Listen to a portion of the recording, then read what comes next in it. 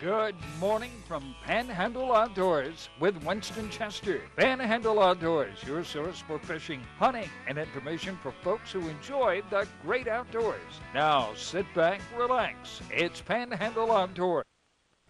Good morning, folks. Welcome to Panhandle Outdoors in Winston Chester. I'm glad you're here on this Wednesday morning, the last Wednesday of September. We'll be in October on Saturday morning.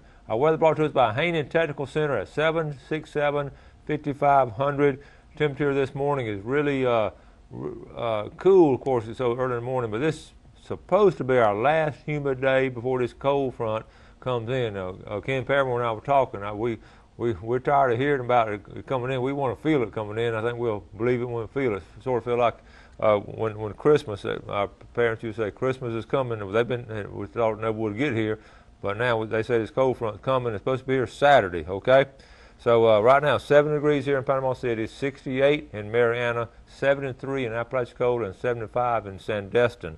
Our boating forecast, winds out of the west at 5 to 12, seas 1 to 2, and smooth to a light chop on protected waters. Take a look at the Apalachicola River. You're not going to believe it. It had a little bit of movement in it.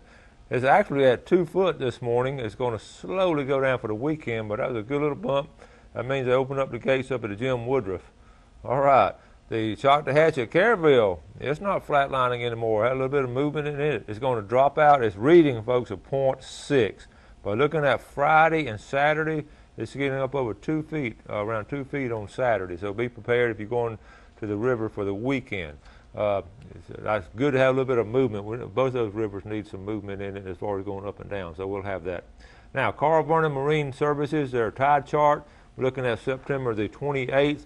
Going to be a good strong tide. Our low tide is this morning at 6:22, and the high tide is 9:55. Looking at 1.6 range there, and looking on for the next couple of days. Good strong tides going into the weekend. So some good fishing, but think about it, this weekend you're going to have a low morning tides, but tide coming in. Okay, every Wednesday morning we like to call our live call down to St. Joe Bay and talk to Captain Blair Morgan and get a good live report on exactly what's been going on and up to date. Good morning, Blair. Good morning, Winston. How are you? I'm doing great, buddy. How you doing? I'm doing good. Got to see you at a ball game last Friday night. Yeah, that was exciting. Yeah, it's high school football in Panhandle is always exciting. Yeah, it is. Well, what's going on down there? Well, I don't know if you went scalloping this weekend, but I was out there Sunday with about 500 other boats. I tell you what. We went. It would look like a circus out there, didn't it? Yeah, it's hard to imagine there being any scallops left. But, I know. The FWC caught one boat. The two guys had 8 gallons on the boat. Okay. Yeah. But anyway, scallop season over, and my neighbors yesterday, they came back, showed me some trout they'd caught out here in the bay yesterday on topwater baits. They had some beautiful trout. Ooh. They had one 28 inches, and I mean, they were all just real pretty big trout they were catching on topwater baits like the iron spook and a chug bug. Uh-huh. So trout fishing getting back in. When this cold weather comes through, it ought to really get them in high gear. They'll start feeding up for the winter. Talked to a friend that he had a big old triple tail on over here at Indian Pass. He said it's well over 20 pounds that broke him off, Wow. but there's still a lot of triple tail over there. And just catching a few whiting and a few pompano off the beach. But that's about it. Blair, did you get any grouper reports for this past weekend? Yeah, I did, Winston. As a matter of fact, I was going to say something about that. I talked to several people that went out, and it was such a beautiful weekend. You know, the water was like 1 foot or less. Yes. And most everybody ended up catching their limit of grouper, you know, which is not hard to do because it's only 2 reds and two gags. But they said the red grouper are just, you know, just keeping size. There's no real big red grouper out there right now. They're all about 21, maybe 22 inches long. But they are catching some fish. Well, Blair, I know you do a lot of grouper fishing. You think the grouper are going to move on in shortly? Yeah, Winston, when that water starts cooling down, they're going to move in. They're still catching about 180 foot of water right now up over this way. And they'll move into the 140 foot, and then they'll move in around 100 foot. Over here, that's as close as we have, you know, any good bottom, about 100 foot deep. But they're going to start working their way this direction. All right. Well, that sounds good, Blair. Yeah, and I'm looking forward to that cool spell. Really. I know, we are too. And dove season coming around? Yeah, I think it opens, was it Saturday? Yeah, this Saturday. Yeah, hey, stay on the phone yeah. a second. I want to ask you something when we go to break. I got a good question for you. Okay. Hold on a minute. Folks, we'll go our first break and be right back. Panama City living is simply better without glasses. The Eye Center of North Florida offers the most advanced cataract surgery using lifestyle lens implants, which allow you to see all distances glasses-free. Our surgeons perform this quick and painless procedure at our accredited surgery center. When it comes to your vision, trust your local experts in surgical eye care. The Eye Center of North Florida. 9 doctors, 1 vision, yours. Bill Kramer Chevrolet Cadillac Buick GMC is Panama City's exclusive full-line dealership. Built on a 45-year foundation of trust and total customer satisfaction in all departments, including our huge pre-owned department, where we'll pay top dollar for your current automobile as a trade-in, or we'll place your vehicle on our lot and help you sell it. At Bill Kramer Chevrolet Cadillac Buick GMC. 4 decades, 3 generations, 1 tradition. We are so lucky to live in North Florida. We have some of the best fresh and saltwater fishing in the world. My biggest problem is not catching fish, but trying to decide what kind of fish I want to catch. No matter what I'm after, I always stop at Sunjammers Water Sports first. They have just what I need: rods and reels, line, tackle, and most important, live bait. Yes, sir, we sure are lucky. Hi, I'm Paul Flagg with Professional Fiberglass Marine Service. We offer all types of boat repair, fiberglass work, bottom painting, detailing, buffing. If your gel coat's looking dull, we can get that boat looking good for you again. We also offer a pickup and delivery service, and we have trailers that you can use if we are going to work on your boat, and we can come and get your boat for you. We can be reached at 850-960-9054, or you can reach us on the web at profiberglassmarine.com.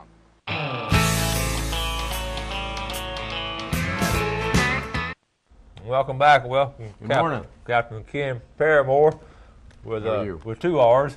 Okay, we got that straight. We've talked about a lot, and Blair mentioned this too. We got a whole list of stuff, Ken, to talk about. A lot of stuff's been happening. But let's finish up on scallop season. I know y'all were out in force this past weekend, and how did it go? In addition to the one that I think Blair was talking about, we had Sunday. We had 2 other people that had 18 gallons, and that's amazing. Even if they, I think the excuse was they had more people in the water to go pick up to make, but the boat limit was 10. So, irregardless of how many more people they were going to try to put together with the 18 gallons that they had, they were 8 gallons over the 10 that they could have had they had a group of people with 5 people on board. But technically, they really were just 2 of them that should have 4 gallons. 4 gallons. And so they had 18 gallons. 18, and there was another one made that was probably the one he was referring to, that were over as well, but not that much over. And their angle said, we have some people out in the water, they're going to come, but they never came back to the boat, did they? No. It's amazing. I was telling you, we did this and had some friends we talked to last night. A lot of us did this because we saw people doing it. When you spread out and when everybody come back to the boat and dump them into 5-gallon buckets, most of us found we had too many because everybody had a big bag full. So we had a game. We had the kids just sort of throw them out in different, like planting seed. And we're talking about how we were teaching the kids how to plant the seed for next year. Those would be spawning and all. So and then a friend of mine, they were doing the same thing. He and his wife took their excess when they got back to the boat. One person had almost, a 5-gallon bucket. They didn't know it, but when they ended up, they leveled off the 5-gallon bucket, and then it went out, and they took them a deep hole so nobody else would find them. He said, dropped there. So here you have people like this, law-abiding citizens, trying to, make sure we have a good crop next year, and then you got crooks. And I guess that's where you guys step in. You got a few more that are going to try to get what they can. So yeah. I wouldn't want to have to clean 18 gallons myself, but I guess they got it got the best of them. Yeah, you were telling me. So scallop season's over, so we've got other stuff Scallop's coming. over. We're into the 4-day duck season or 5-day duck season, which is about over. And what's the report? You said you got to check some people. What's the report? I checked a boat yesterday at Deer Point Lake coming out with 2 hunters, and they had one blue-winged teal. So I think it was kind of slow. Yeah. It's hot. The birds aren't down from what they say. Dove will be open Saturday at noon. First phase is noon. Then, of course, we've got archery October 22nd, and alligators still open through November 1st, that season with permit only. So there's a lot going on. What's the shooting hours for dove season now? First phase is noon till sunset. Okay. And that's where people get confused. With resident game, they can hunt half an hour after sunset. But for migratory birds, which are ducks and doves and snipe and those sort of birds, it's sunset. So the hunters need to be aware that whatever legal sunset is, which is posted in the newspaper or online, you can find legal sunset. Yeah. That's when they need to stop shooting. Even though it may still be light, it is technically sunset and they need to quit. Because you don't want to start shooting birds and losing them where it's getting dusk, or you're shooting a bunch of birds trying to go to roost. Yeah, and that's a no-no. I know that we've been waiting for this cold snap. Really, to me, I think the following weekend, if you had your choice, it's probably a better weekend to bring in the migratory bird in with a little bit of cold. But I know just the idea of opening of dove season, people just going to show up. Oh yeah, they're going to go hunting. Yeah. And hopefully the weather will be nice, but I don't know if there's birds around. I haven't heard about any abundance of birds yet. And usually it takes a cold front or two to push more birds in. Now, y'all still have trouble. I know at one time y'all always had a lot of trouble with hunters baiting the field, knocking the corn down and all that. That's still a problem. Most people sort of figured out. There's still, there's still enough of that goes on. Yeah. We do want to caution hunters that it is illegal to hunt over bait, and they need to, if they get invited to a place, they really need to look around and see what they're standing around, and be conscious of what is around them, to prevent a problem of us trying to figure out if he knew or he didn't know. And all you have to do is check the field, walk around there. If you've got grain on the ground and it's been deposited, it hasn't been from normal agricultural process. Cracked corn and birdseed are two of the worst because they're not agricultural process. The peanut fields and all that's been harvested, they're fine. But if you're at a place that the bait's been broadcast, it's illegal. I know Jackson County, I think probably, and part of Holmes County, but that area there, with so much farming going on, has always just been a hot spot for dove shooters. And those are good counties. Agricultural counties, typically are. Yeah. Because of the harvest and the nature of the spillage that they have when they harvest, and it attracts birds. Okay, we're going to talk more about that. Let's take this break and we'll be right back. On down to Blue Water Outrigger, where you'll always find friendly service, fresh and saltwater fishing rods, top of the line men's and women's apparel. Don't forget to pick up your live baits and let us help you with all your outdoor needs. Check out our wide selection of top quality reels and hunting necessities and everything in between. Come see us or order online. We'll be waiting for you right next door to Piggly Wiggly, Port St. Joe. Harold Milling Company, rough and tough dog food. Harold Milling Company builds it. They build hog feed. They build dairy feed. They make chicken feed. They have specialty feeds for rabbits. If you got a worm farm, grandmother used to have a worm farm. Look at the Harold Milling Company.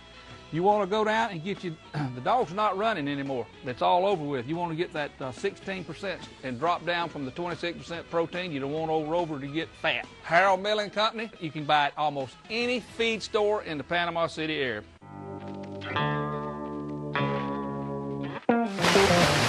Panama City Beach is known as one of the top dive destinations in Florida. Divers Den offers daily dive charters that can accommodate up to 13 divers. Our boat captain is U.S. Coast Guard certified and a PADI dive instructor. We have trained professionals who offer a variety of scuba certifications. Come see us at our two locations on Thomas Drive and Tyndall Parkway. Captain's Cove Marina, designed with fishermen in mind. Easy access to the best fishing along Florida's Forgotten Coast. Deep sea fishing, fly fishing from a kayak, cruising endless miles of bayous, bays, and the intercoastal waterway. Count on the captain's crew to work hard to make your day on the water the best ever. Captain's Cove Marina, 1617 Grouper Avenue, Port St. Joe, 850-227-3357.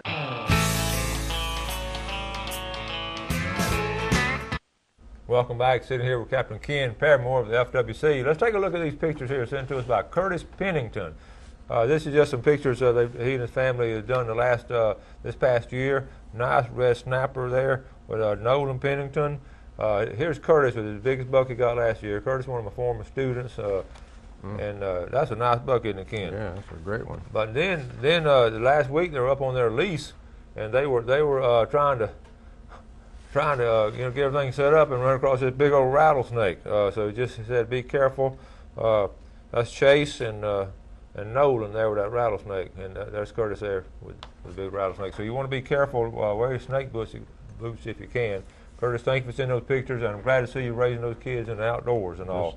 This time of year, they're going to start crawling to find that winter home that they're going to stay in. So they're always moving around October. And I know y'all see it too. And speaking of FWC and all, we were talking about, and you got in late last night because y'all were doing some training. So I thought I put in some hours, but you got in what time last night? It was 10 o'clock when I got home. Some of the guys were still up there, but we were doing some nighttime reality-based training, having our guys approach campsites and checking hunters that are in camp late at night. And we actually do some role playing, and we have officers that dress up as hunters and set up a camp and a fire and have some empty beer bottles around and just set up like an old camp. Y'all make it real. And we had a roadkill deer that was we had hung in a tree for the officers to find when they walked into the camp, and they just walk in there and the hunters kind of give them some lip a little bit, and we just judge them and watch how they act and interact, and then how they protect themselves as far as their safety, and also not be so intrusive as to make somebody mad when they're checking them in a camp. So it's called reality-based training, and we do it quite a bit. I know that's a fine line between they have to understand that they're officers, but yet they don't want to bully people. So you just it is. I was talking to my boss just yesterday about there's a fine line between doing our job and not trying to be intrusive and take up people's time or mess up their fishing spot. And it's hard to juggle both. Yeah. So y'all were out last night about 10 o'clock then? Yeah, we were up in Econfina and had camp set up and did some training. That's neat. Y'all make it real like that. Yes, because it's a real life scenario for our type of work. And they have the guns and all that? Yeah, we've got guns that shoot marking cartridges actually, and if it's a gun or a shoot situation, the officers can actually pull the trigger and a cartridge comes out like a little paintball. And we wear gear, and it'll mark them. It'll leave a mark on them to know that you've been shot. How about that? And sometimes the officers get shot, and sometimes the bad guy gets shot. Well, we're talking about that. We do have a hunter safety course. Speaking of these things, it's going to be over in Calhoun County. I just got word last night on it. It's going to be on October 8th from 8 a.m. to 3 p.m. That's a Saturday, but you need to finish your internet course. So that's one here in Calhoun County, also one in Okaloosa County. So check they're coming up next week also. That's the two ones coming up, Okaloosa County and Calhoun County. But Calhoun County is that one day. Real quick question. We had someone that mentioned this the other day, and we've gone over it before, but I know we need to go over it several more times. Cleaning fish on the pier, legal or not legal? It's illegal. Okay. You cannot clean fish on a pier or a bridge or a catwalk that has a bag or size limit listed in the law, and that's to prevent either taking undersized fish or taking too many fish. Once you fillet them, obviously we can't measure the fish, and if you have a bunch of fillets in a bag, we don't know how many you had unless obviously the fillets match up, but you could have given some away. They can gut the fish, they can ice the fish, but the fish has to remain in a whole condition until they're off the pier. And I know they were saying they caught the fish and they were going to clean the fish and leave. But You don't know if they're going to leave or no. come back. You know, if they're there and you meet them, you don't know if they're leaving or they're going back to catch more. Yeah. So the bottom line is you can't do it. Okay. All right. We got that squared away. We can't do that. We got mullet season coming up. They're talking about now. It's illegal to. I know some people are bow hunting for mullet. They can bow hunt them. They can spearfish them. Okay. Cast net them. But we've been getting reports from all the way from Franklin County to Bay County about the numbers of mullet that are being seen and are around. So it should be a good fall, you know, what they call the roe season. Normally October and I guess November. Yeah. And there's a lot of reports of mullet everywhere. Well, that's a good sign. We've been seeing a lot of jumping too, and people I've talked to has been out. It's just a week or two early, probably starting next week. Got a full moon of October. Been a couple of weeks. That's really going to get things moving. But it's okay to at night if you're out floundering and a mullet swims by, you can go ahead and gig it. And that's okay to do that. I know. And floundering at night. We had a question also. When you have your flounder, you got your flounder rig set up, and you're out there at 11 o'clock at night, and you're poling along. What about the light situation? The boat should be lit with the navigational lights if it's underway. If it's anchored, it needs to have the one stationary light burning. The bottom line is, and the officer would probably use a lot of discretion if the boat is poling and doesn't have any lights on, but you know, we also don't want you to get run over. Yeah.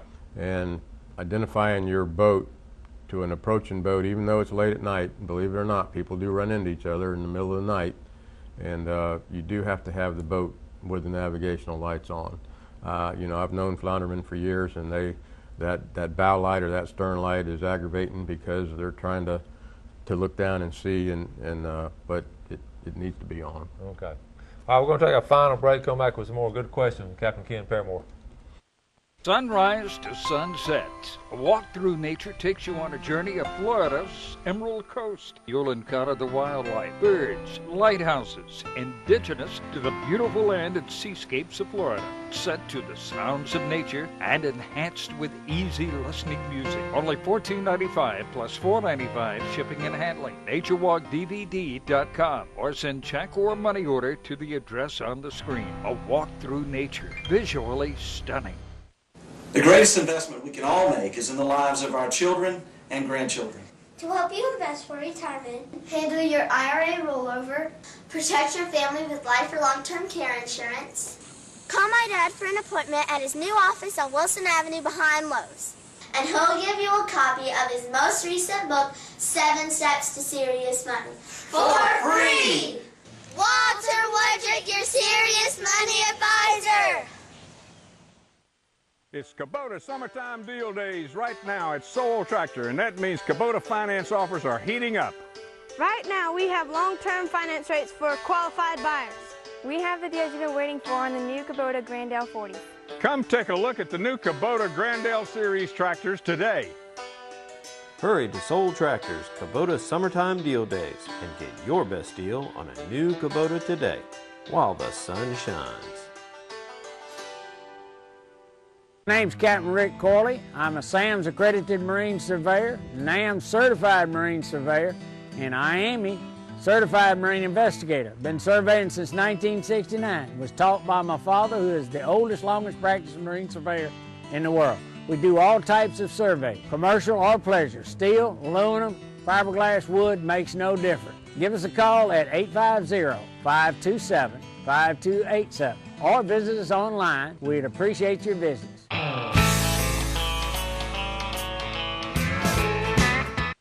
Welcome back. I always want to start this section with Express Lane Fish and Game forecast for today. We had this morning at 1:09 a.m. But this afternoon you're looking at 1:37 to 3:37. Brought to us by Express Lane Stores, American owned and American operated, all throughout the Panhandle. I guarantee there's one close to you. And folks, it's a proven fact by the FWC biologists that the fish go through feeding periods. They proved it in their lab and all, in the tanks and all. So these fishing times are pretty good. We were talking about the dove season, of course, but so many things going on in October, Ken. I know y'all are stretched. Between the woods and the waters, we still got grouper open, amberjacks open.